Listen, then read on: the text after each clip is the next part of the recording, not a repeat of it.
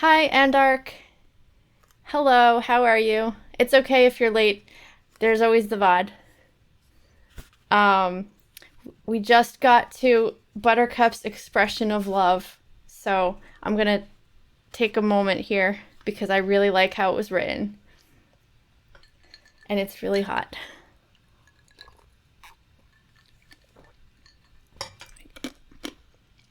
Sorry for the crunch. You caught the VOD last week? Um, you can catch this VOD too in the beginning if you want.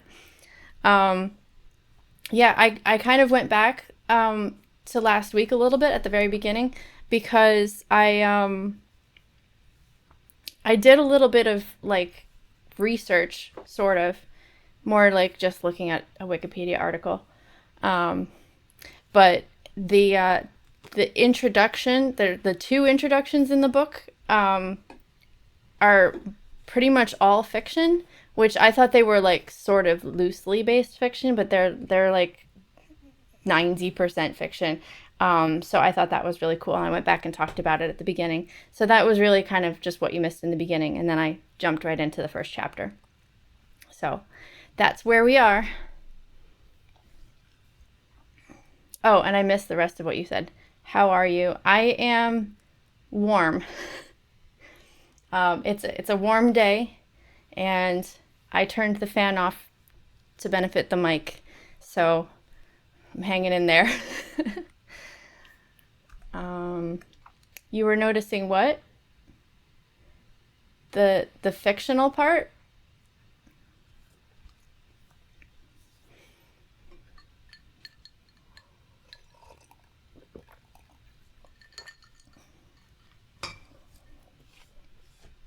Every time I take a drink, the glass drips on me. The fictitious intro.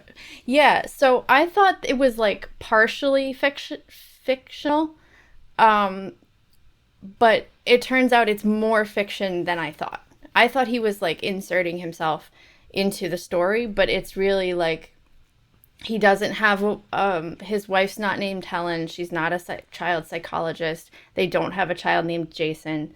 I thought it was like more he was like inserting himself into the story, but it's more of like he's inserting a fictional version of himself into the story. So um, I just thought that was really interesting. So I mentioned it at the beginning.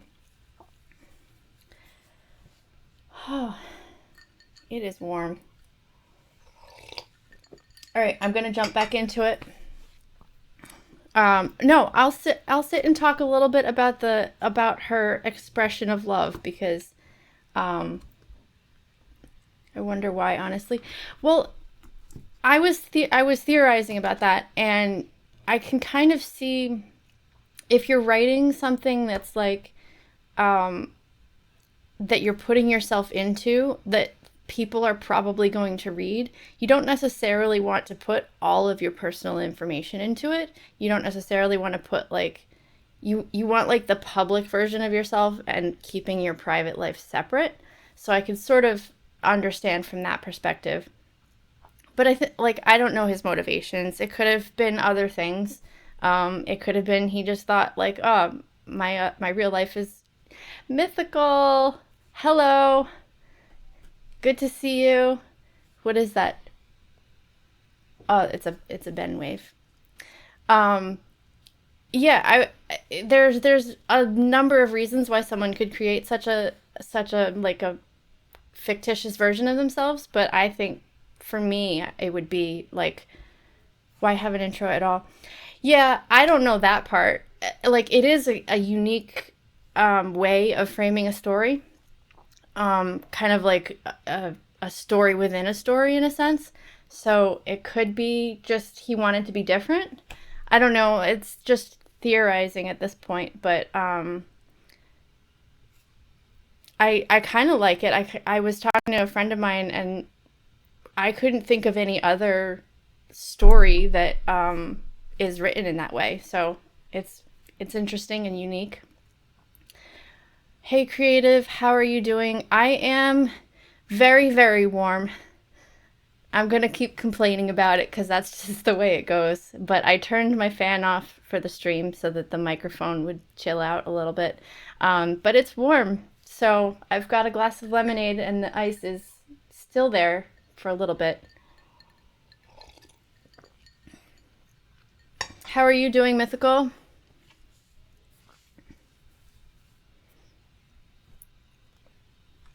Nice lemonade. Yep. It's it's very refreshing, especially when it's warm like this. Um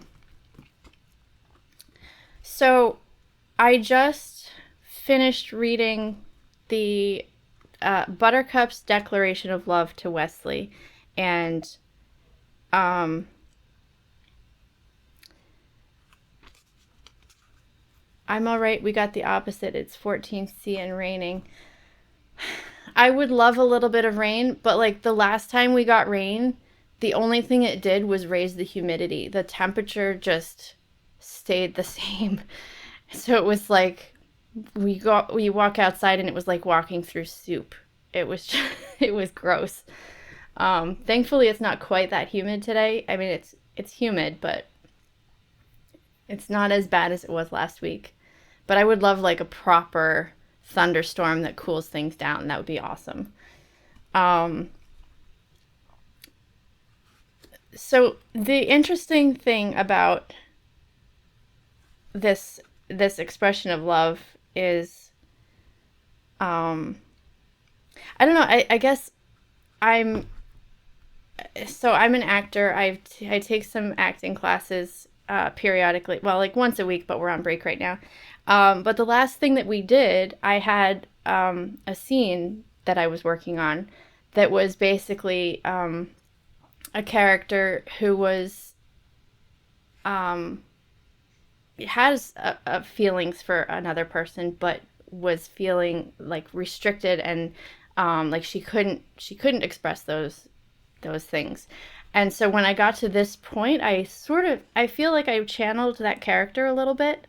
Um, because as I was reading it just felt like it was just tumbling out. And so I hope that's the way that the author intended it for Buttercup to be feeling, but I just felt like that was sort of um like she couldn't hold it back anymore. And I do like the way that she described um not just him, but the way that her feelings express themselves in her body. My arms love you, my ears adore you, my knees shake with blind affection.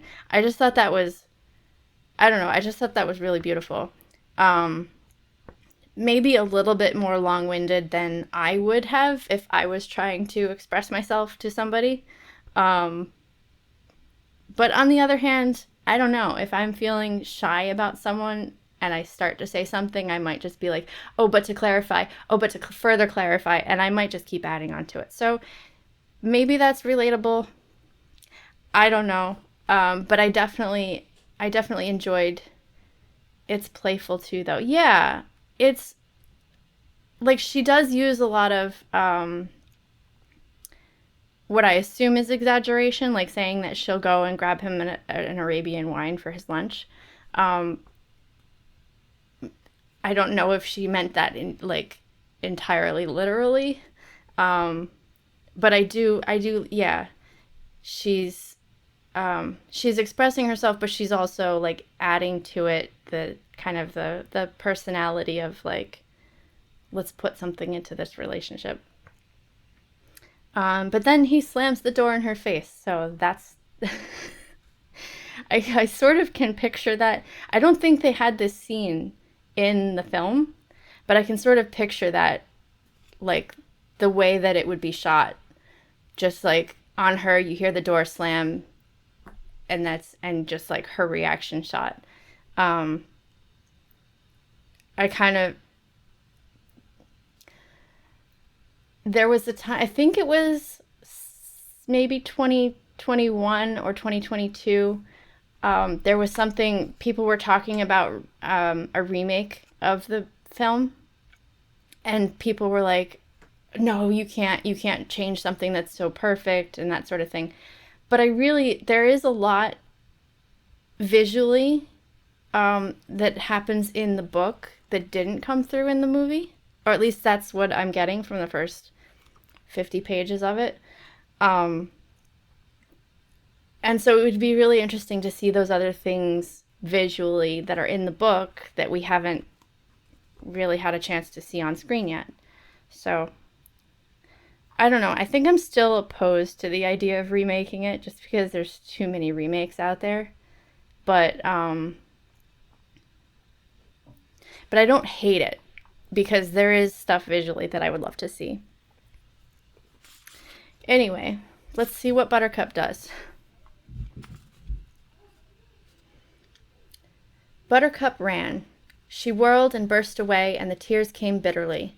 She could not see. She stumbled. She slammed into a tree trunk, fell, rose, ran on. Her shoulder throbbed from where the tree trunk hit her, and the pain was strong, but not enough to ease her shattered heart. Back to her room she fled, back to her pillow. Safe behind the locked door, she drenched the world with tears. Not even one word. He hadn't had the decency for that. Sorry, he could have said. Would it have ruined him to say sorry? Too late, he could have said. Why couldn't he at least have said something? Buttercup thought very hard about that for a moment. And suddenly she had the answer. He didn't talk because the minute he opened his mouth, that was it. Sure, he was handsome, but dumb? The minute he had exercised his tongue, it would have all been over. Duh. That's what he would have said. That was the kind of thing Wesley came out with when he was feeling really sharp. Thanks, Buttercup. Buttercup dried her tears and began to smile. She took a deep breath, heaved a sigh. It was all part of growing up. You got these little quick passions, you blinked and they were gone. You forgave faults, found perfection, fell madly. Then the next day the sun came up and it was over. Chalk it up to experience, old girl. Get on with the morning. Buttercup stood, made her bed, changed her clothes, combed her hair, smiled, and burst out again in a fit of weeping. Because there was a limit to just how much you could lie to yourself. Wesley wasn't stupid. Oh, she could pretend he was. She could laugh about his difficulties with the language. She could chide herself for her silly infatuation with a dullard. The truth was simply this. He had a head on his shoulders, with a brain inside every bit as good as his teeth. There was a reason he hadn't spoken, and it had nothing to do with gray cells working. He hadn't spoken because, really, there was nothing for him to say. He didn't love her back, and that was that. The tears that kept Buttercup company the remainder of the day were not at all like those that had blinded her into the tree trunk. Those were noisy and hot. They pulsed. These were silent and steady, and all they did was remind her that she wasn't good enough. She was 17, and every male she'd ever known had crumbled at her feet, and it meant nothing. The one time it mattered, she wasn't good enough. All she knew really was writing, and how was that to interest a man when that man had been looked at by the Countess? It was dusk when she heard footsteps outside her door. Then a knock. Buttercup dried her eyes. Another knock. Whoever is that? Buttercup yawned finally. Wesley. Buttercup lounged across the bed. Wesley, she said. Do I know any Oh, farm boy, it's you. How droll. She went to the door, unlocked it, and said in her fanciest tone, I am ever so glad you stopped by. I've been feeling just ever so slumly about the little joke I played on you this morning. Of course you knew I wasn't for a moment serious, or at least I thought you knew, but then, just when you started closing the door, I thought for one dreary instant that perhaps I'd done my little jest a bit too convincingly, and poor dear thing, you might have thought I meant what I said, when of course we both noted the total impossibility of that ever happening. I've come to say goodbye. Buttercup's heart bucked, but she still held to Fancy. You're going to sleep, you mean, and you've come to say good night? How thoughtful of you, farm boy, showing me that you forgive me for my little morning's tease. I certainly appreciate your thoughtfulness, and he cut her off. I'm leaving. Leaving. The floor began to ripple. She held to the doorframe. Now? Yes. Because of what I said this morning? Yes. I frightened you away, didn't I? I could kill my tongue. She shook her head and shook her head. I thought I was seeing double for a moment. This character development in Buttercup is missing from the movie. Yeah. I definitely can relate, though, to the feeling of like, oh, I'm hurting, so let me just pretend that it was different from how it was.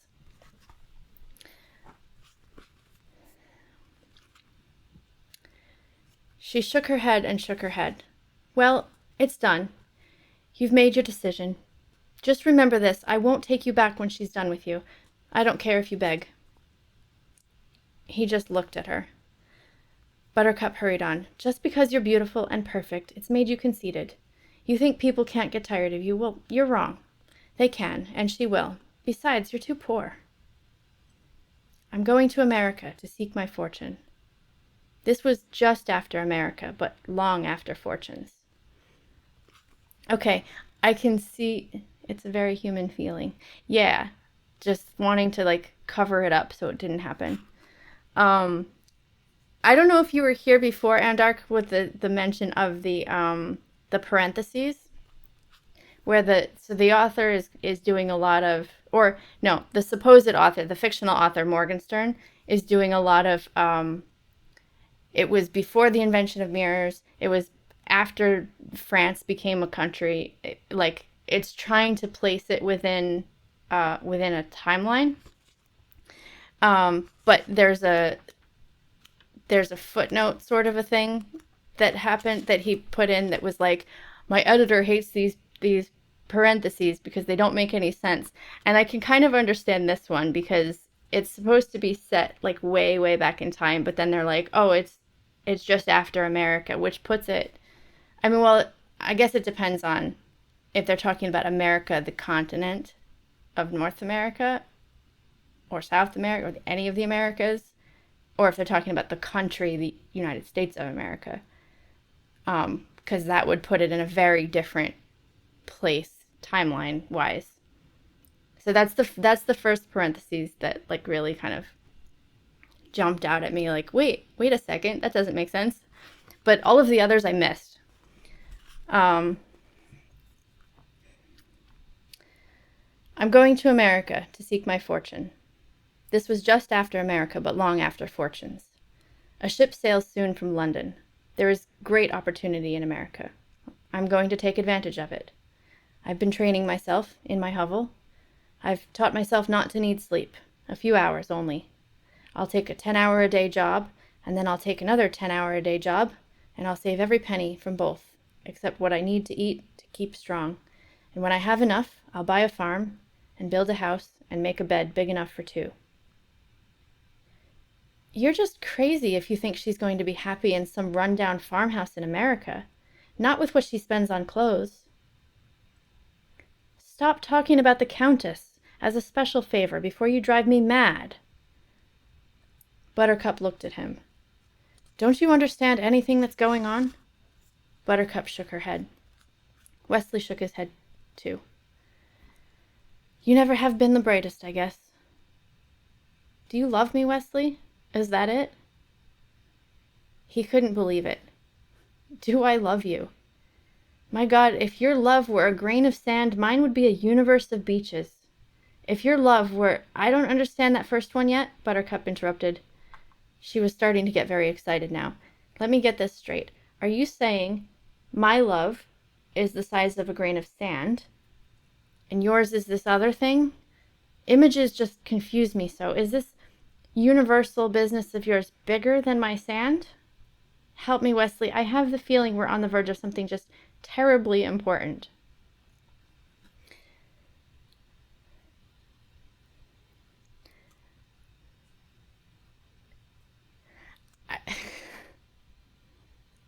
I feel like that's just so 17-year-old of like, wait, I don't get it.